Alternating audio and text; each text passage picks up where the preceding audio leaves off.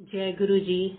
संगत जी, गुरु जी ने हमेशा मोबाइल फोन या सोशल मीडिया से अपने टाइम पे हमेशा दूर रहते थे। बड़े से बड़े जर्नलिस्ट या कोई भी उनकी कभी भी फोटो खींचना चाहता था तो गुरु जी हमेशा मना करते थे, क्योंकि गुरु जी एक अपने आप में बहुत बड़ी पावर थे। तो उनको पावर दिखाने की, सोशल मीडिया में आने की या अपने प्रचार करने की कोई आवश्यकता नहीं। ऐसे ही वो संगत को भी बोला करते थे कि मोबाइल से दूर रहें। ये तो गुरु जी का आज तक रूल है कि उनके सत्संग में या उनके बड़े मंदिर या किसी भी मंदिर में अगर हम जाते हैं या किसी के भी गुरु संगत के घर में सत्संग में जाते हैं तो फोन बंद रखना है। अपना फोन बंद रखने का मतलब क्या था उनका?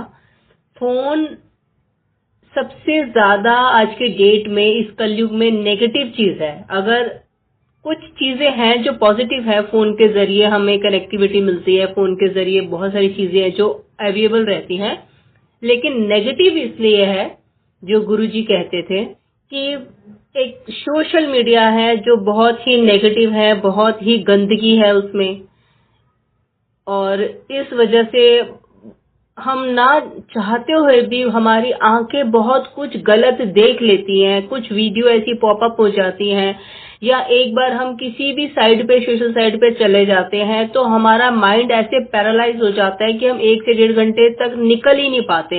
एक के बाद एक वीडियो ऐसे चलती रहती है, तो हम अपना पूरा टाइम नेगेटिविटी को दे देते हैं। और गलती से भी हमसे एक अगर कुछ गलत विचार या कुछ भी हम गलत सुन लेते हैं, गलत देख लेते हैं, तो हम उस क्षण में पाप के भागीदारी बन जाते हैं। जो ये वो चीजें होती हैं जो हमारी ख्वाबों ख्यालों में भी नहीं है, लेकिन भगवान की नजरों में, उसके रजिस्टर में हमारा वो टाइम, अगर हमने कुछ भी गलत कुछ सुना, गलत कुछ देखा, वो हमारा नेगेटिव क्षणों में लिख दिया जाएगा।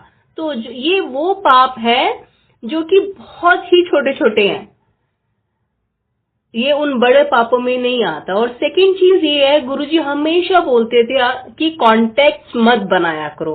आज की डेट में हम लोग कॉन्टेक्ट बनाना बड़ा पसंद करते हैं कि भाई फलाना नेता है, हमारा जान पहचान है, या फलाना बहुत बड़ा बंदा है, या फलाना बहुत बड़ा रईस बंदा है, ये मेरे कॉन्टेक्ट में नहीं।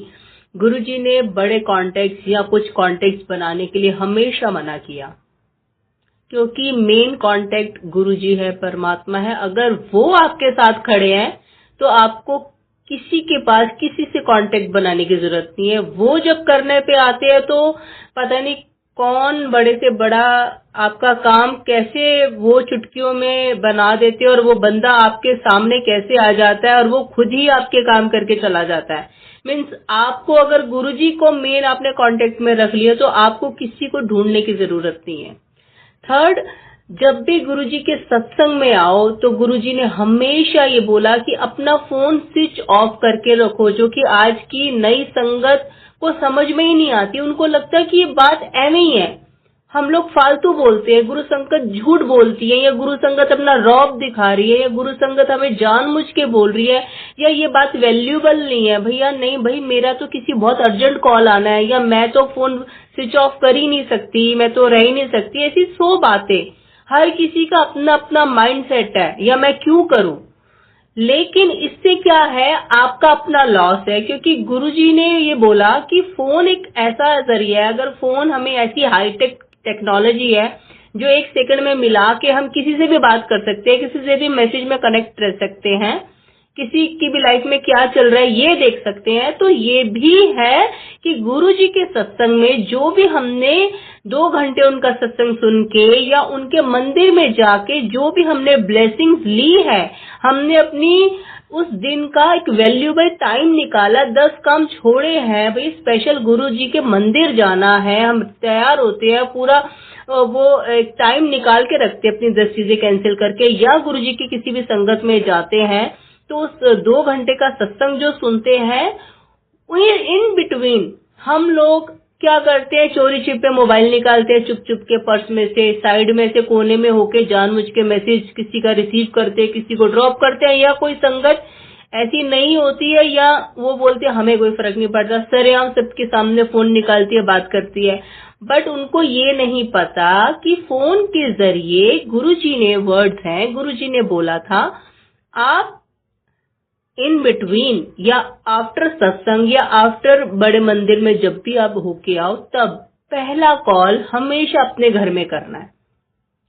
जो ब्लेसिंग्स आपने रिसीव की है बड़े मंदिर में जाके, या जो ब्लेसिंग्स आपने रिसीव करी है सत्संग अटेंड करने के बाद, उन 2 घंटे जो भी आपने टाइम लगाया, वो लगाते ही, बाहर निकलते ही पहला कॉल सिर्फ और सिर्फ अपने घर में करिए। हाय हेलो करके रख दीजिए, बिना बात पे भी कर दीजिए, कोई टेंशन नहीं है। लेकिन पहला कॉल अपने घर पे, किसी का फोन नहीं उठाना, किसी का चाहे कितना अर्जेंट कॉल आ रहा हो डिस्कनेक्ट करिए, पहले अपने घर पे करिए। किसी का भी मैसेज का रिप्लाई नहीं करिए, सबसे पहले अपने घर पे फोन करके फिर किसी से भी बात करिए।